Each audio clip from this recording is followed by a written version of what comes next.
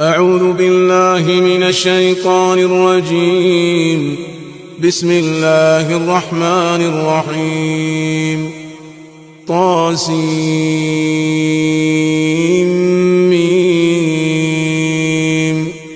تلك آيات الكتاب المبين نتلو عليك من نبأ موسى وفرعون بالحق لقوم يؤمنون.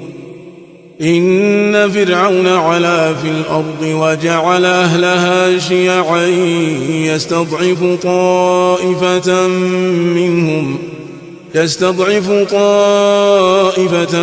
منهم يذبح أبناءهم ويستحيي نساءهم إنه كان من المفسدين. ونريد أن نمن على الذين استضعفوا في الأرض ونجعلهم أئمة ونجعلهم الوارثين ونمكن لهم في الأرض ونري فرعون وهامان وجنودهما منهم ما كانوا يحذرون. وأوحينا إلى أم موسى أن أرضعيه فإذا خفت عليه فألقيه في اليم ولا تخافي ولا تحزني إنا رادوه إليك وجاعلوه من المرسلين. فالتقطه آل فرعون ليكون لهم عدوا وحزنا إن فرعون وهامان وجنودهما كانوا خاطئين. وقالت امرأة فرعون قرة عين لي ولك لا تقتلوا عسى أن ينفعنا أو نتخذه ولدا وهم لا يشعرون. وأصبح فؤاد أم موسى فارغا إن كادت لتبدي به لولا أن ربطنا على قلبها لتكون من المؤمنين. وقالت لأخته قصيه فبصرت به عن جنب وهم لا يشعرون. وحرمنا عليه المراضع من قبل فقالت هل أدلكم على أهل بيت يكفلونه لكم وهم له ناصحون. فرددناه إلى أمه كي تقر عينها ولا تحزن ولتعلم أن وعد الله حق ولكن أكثرهم لا يعلمون. ولما بلغ أشده واستوى آتيناه حكما وعلما وكذلك نجزي المحسنين. ودخل المدينة على حين غفلة من أهلها فوجد فيها رجلين يقتتلان هذا من شيعته وهذا من عدوه فاستغاثه الذي من شيعته على الذي من عدوه فوكزه موسى فقضى عليه. قال هذا من عمل الشيطان إنه عدو مضل مبين. قال رب إني ظلمت نفسي فاغفر لي فغفر له إنه هو الغفور الرحيم. قال رب بما أنعمت علي فلن أكون ظهيرا للمجرمين. فأصبح في المدينة خائفا يترقب فإذا الذي استنصره بالأمس يستصرخه قال له موسى إنك لغوي مبين. فلما أن أراد أن يبطش بالذي هو عدو لهما قال يا موسى أتريد أن تقتلني كما قتلت نفسا بالأمس إن تريد إلا أن تكون جبارا في الأرض وما تريد أن تكون من المصلحين. وجاء رجل من أقصى المدينة يسعى قال يا موسى إن الملأ يأتمرون بك ليقتلوك فاخرج إني لك من الناصحين. فخرج منها خائفا يترقب قال رب نجني من القوم الظالمين. ولما توجه تلقاء مدين قال عسى ربي أن يهديني سواء السبيل. ولما ورد ماء مدين وجد عليه أمة من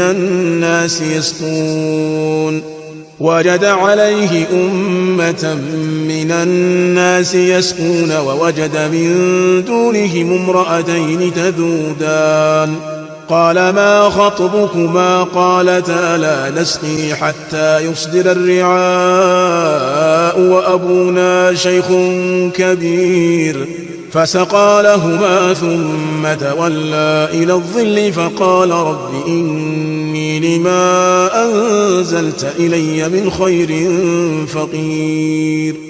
فجاءته إحداهما تمشي على استحياء قالت إن أبي يدعوك ليجزيك أجر ما سقيت لنا. فلما جاءه وقص عليه القصص قال لا تخف نجوت من القوم الظالمين.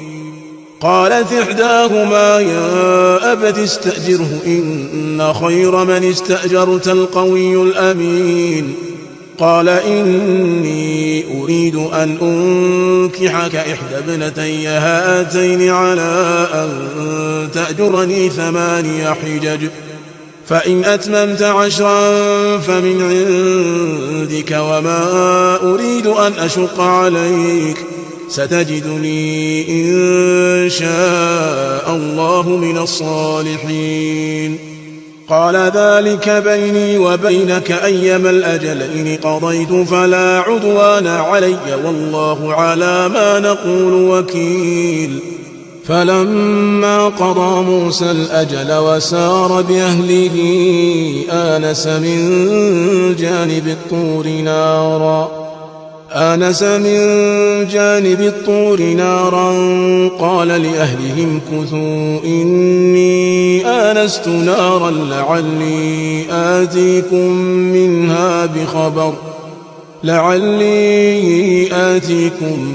منها بخبر أو جذوة من النار لعلكم تصطلون. فلما أتاها نودي من شاطئ الوادي الأيمن في البقعة المباركة من الشجرة أن يا موسى إني أنا الله رب العالمين وأن ألق عصاك. فلما رآها تهتز كأنها جان ولا مدبرا ولم يعقب. يا موسى أقبل ولا تخف إنك من الآمنين. أسلك يدك في جيبك تخرج بيضاء من غير سوء واضمم إليك جناحك من الرهب فذلك برهانان من ربك إلى فرعون وملئه إنهم كانوا قوما فاسقين. قال رب إني قتلت منهم نفسا فأخاف أن يقتلون وأخي هارون هو أفصح مني لسانا فأرسله معي يرد أن يصدقني إني أخاف أن يكذبون. قال سنشد عضدك بأخيك ونجعل لكما سلطانا فلا يصلون إليكما بآياتنا أنتما ومن اتبعكما الغالبون. فلما جاءهم موسى بآياتنا بينات قالوا ما هذا إلا سحر مفترى وما سمعنا بهذا في آبائنا الأولين.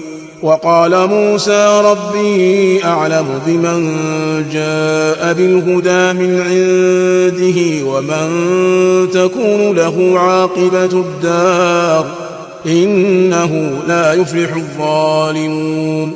وقال فرعون يا أيها الملأ ما علمت لكم من إله غيري فأوقد لي يا هامان على الطين فاجعل لي صرحا لعلي أطلع إلى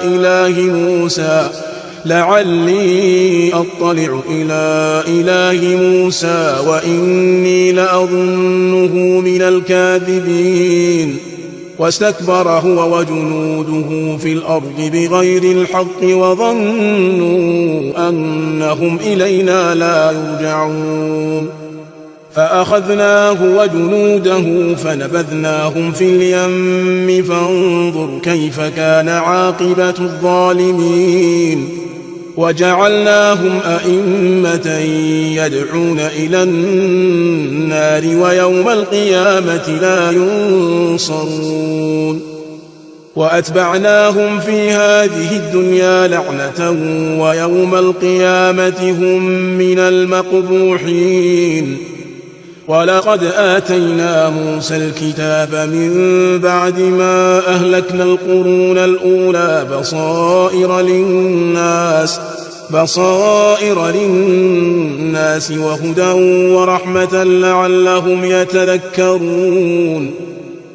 وما كنت بجانب الغربي إذ قضينا إلى موسى الأمر وما كنت من الشاهدين ولكننا أنشأنا قرونا فتطاول عليهم العمر وما كنت ثاويا في أهل مدين تتلو عليهم آياتنا ولكننا كنا مرسلين. وما كنت بجانب الطور إذ نادينا ولكن رحمة من ربك لتنذر قوما ما أتاهم من نذير من قبلك لعلهم يتذكرون. ولولا أن تصيبهم مصيبة بما قدمت أيديهم فيقولوا ربنا لولا أرسلت إلينا رسولا فنتبع آياتك ونكون من المؤمنين.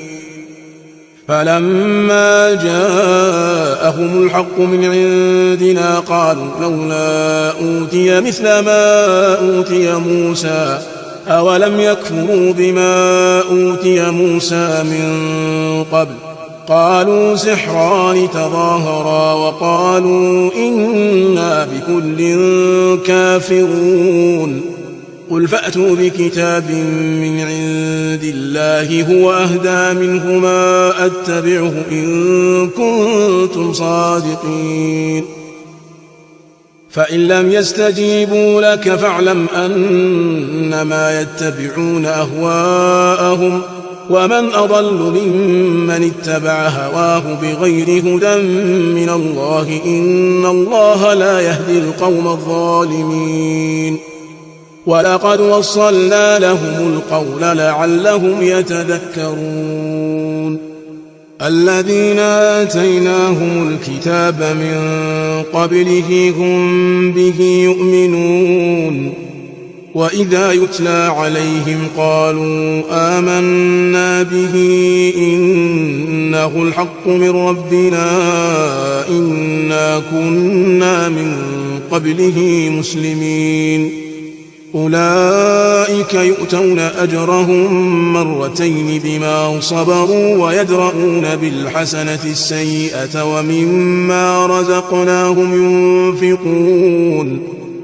وإذا سمعوا اللغو أعرضوا عنه وقالوا لنا أعمالنا ولكم أعمالكم سلام عليكم لا نبتغي الجاهلين إنك لا تهدي من أحببت ولكن الله يهدي من يشاء وهو أعلم بالمهتدين وقالوا إن نتبع الهدى معك نتخطف من أرضنا أولم نمكن لهم حرما آمنا يجبى إليه ثمرات كل شيء رزقا من لدنا ولكن أكثرهم لا يعلمون وكم أهلكنا من قرية بطرت معيشتها فتلك مساكنهم لم تسكن من بعدهم إلا قليلا وكنا نحن الوارثين وما كان ربك مهلك القرى حتى يبعث في أمها رسولا يتلو عليهم آياتنا وما كنا مهلك القرى إلا وأهلها ظالمون وما أوتيتم من شيء فمتاع الحياة الدنيا وزينتها وما عند الله خير وأبقى أفلا تعقلون أفمن وعدناه وعدا حسنا فهو لاقيه كمن متعناه متاع الحياة الدنيا ثم هو يوم القيامة من المحضرين ويوم يناديهم فيقول أين شركائي الذين كنتم تزعمون قال الذين حق عليهم القول ربنا هؤلاء الذين أغويناهم كما غوينا تبرأنا إليك ما كانوا إيانا يعبدون وقيل ادعوا شركاءكم فدعوهم فلم يستجيبوا لهم ورأوا العذاب لو أنهم كانوا يهتدون ويوم يناديهم فيقول ماذا أجبتم المرسلين فعميت عليهم الأنباء يومئذ فهم لا يتساءلون فأما من تاب وآمن وعمل صالحا فعسى أن يكون من المفلحين وربك يخلق ما يشاء ويختار ما كان لهم الخيرة سبحان الله وتعالى عما يشركون وربك يعلم ما تكن صدورهم وما يعلنون وهو الله لا إله إلا هو له الحمد في الأولى والآخرة وله الحكم وإليه ترجعون قل أرأيتم إن جعل الله عليكم الليل سرمدا إلى يوم القيامة من إله غير الله يأتيكم بضياء أفلا تسمعون قل أرأيتم إن جعل الله عليكم النهار سرمدا إلى يوم القيامة من إله غير الله يأتيكم بليل تسكنون فيه أفلا تبصرون ومن رحمته جعل لكم الليل والنهار لتسكنوا فيه ولتبتغوا من فضله ولعلكم تشكرون ويوم يناديهم فيقول أين شركائي الذين كنتم تزعمون ونزعنا من كل أمة شهيدا فقلنا هاتوا برهانكم فعلموا أن الحق لله وضل عنهم ما كانوا يفترون إن قارون كان من قوم موسى فبغى عليهم وآتيناه من الكنوز ما إن مفاتحه لتنوء بالعصبة أولي القوة إذ قال له قومه لا تفرح إن الله لا يحب الفرحين وابتغ فيما آتاك الله الدار الآخرة ولا تنس نصيبك من الدنيا وأحسن كما أحسن الله إليك ولا تبغ الفساد في الأرض إن الله لا يحب المفسدين قال إنما أوتيته على علم عندي أولم يعلم أن الله قد أهلك من قبله من القرون من هو أشد منه قوة وأكثر جمعا ولا يسأل عن ذنوبهم المجرمون فخرج على قومه في زينته قال الذين يريدون الحياة الدنيا يا ليت لنا مثل ما أوتي قارون إنه لذو حظ عظيم وقال الذين أوتوا العلم ويلكم ثواب الله خير لمن آمن وعمل صالحا ولا يلقاها إلا الصابرون فخسفنا به وبداره الأرض فما كان له من فئة ينصرونه من دون الله وما كان من المنتصرين وأصبح الذين تمنوا مكانه بالأمس يقولون ويكأن الله يبسط الرزق لمن يشاء من عباده ويقدر لولا أمن الله علينا لخسف بنا ويكأنه لا يفلح الكافرون تلك الدار الآخرة نجعلها للذين لا يريدون علوا في الأرض ولا فسادا والعاقبة للمتقين من جاء بالحسنة فله خير منها ومن جاء بالسيئة فلا يجزى الذين عملوا السيئات إلا ما كانوا يعملون إن الذي فرض عليك القرآن لرادك إلى معاد قل ربي أعلم من جاء بالهدى ومن هو في ضلال مبين وما كنت ترجو أن يلقى إليك الكتاب إلا رحمة من ربك فلا تكونن ظهيرا للكافرين ولا يصدنك عن آيات الله بعد إذ أنزلت إليك وادع إلى ربك ولا تكونن من المشركين ولا تدع مع الله إلها آخر لا إله إلا هو كل شيء هالك إلا وجهه له الحكم وإليه ترجعون